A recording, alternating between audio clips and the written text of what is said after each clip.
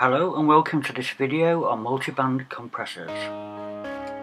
Most musicians understand the basic concepts of a traditional compressor. A traditional compressor applies a limiting factor to the whole mix. In this case, anything that exceeds the threshold value is limited by a factor governed by the ratio. So a ratio of 2:1 means that any signal exceeding the threshold would be halved.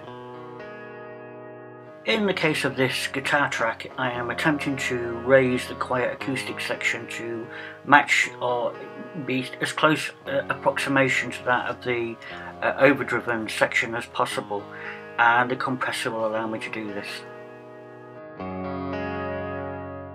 This is great for individual instruments, but suppose you had a drum track and you had a bass drum and a snare, and the snare was too loud and you wanted to increase the volume level of just the bass drum, but all you've got is an audio file and not individual MIDI tracks. In these special cases, you really need to make use of a multi-band compressor, which allows you to affect and compress frequency ranges rather than the whole mix. So let's listen to an example drum track.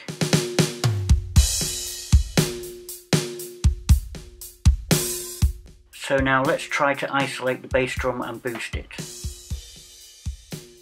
The 4Pockets multi-band compressor has 4 bands, A, B, C and D. I'm going to mute all of the bands other than band A, which is the 0 to 400 Hz range. This allows us to focus on the low end frequency range of band A and make adjustments that we might deem necessary.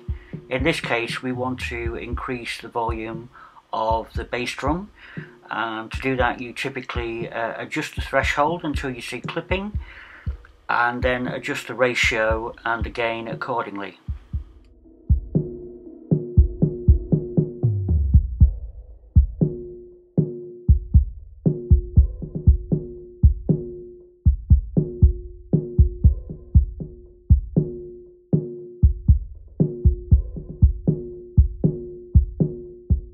When dealing with excessively loud sounds, you could try increasing the ratio, but this does make the compression more noticeable, and generally speaking a lower threshold value is preferred. A high compression ratio is very much like a hard limiter, only less excessive. And once we are happy that the changes are giving us what we need and we are not getting any clipping, we can unmute the other bands and listen to the changes in respect to the whole mix.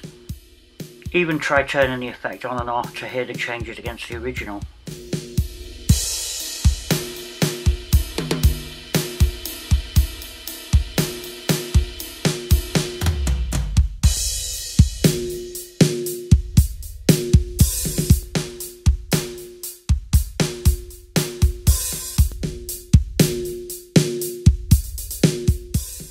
Hopefully you can hear the increasing volume of the bass drum and notice that the rest of the drum track remains constant.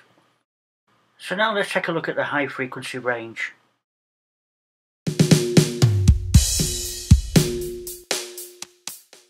You can start by muting any frequency ranges that you've already dealt with and just focusing on the ones that you need to change. One potentially confusing issue here is that the buttons A, B, C, D under the mute, they select individual bands, and when you select one of those, the band's respective threshold, gain and ratio will be displayed.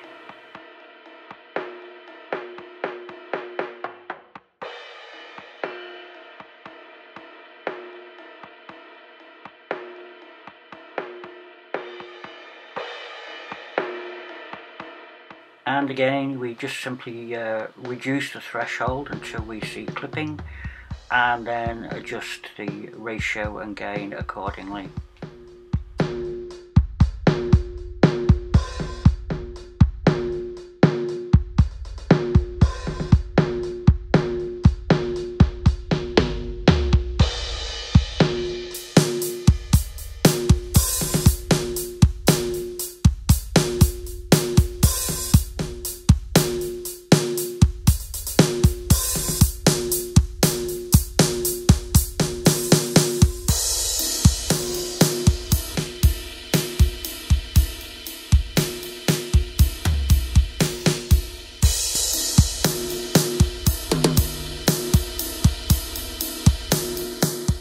and it's always a good idea to mute and test your hard work against the original sound to make sure that you're actually heading in the right direction.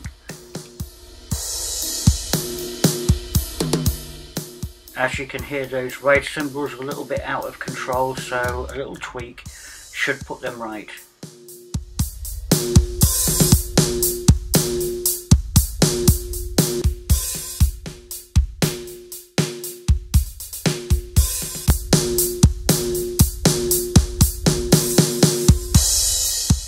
And finally we end up with a drum sample with a better dynamic range than the original, and I'm quite happy with this.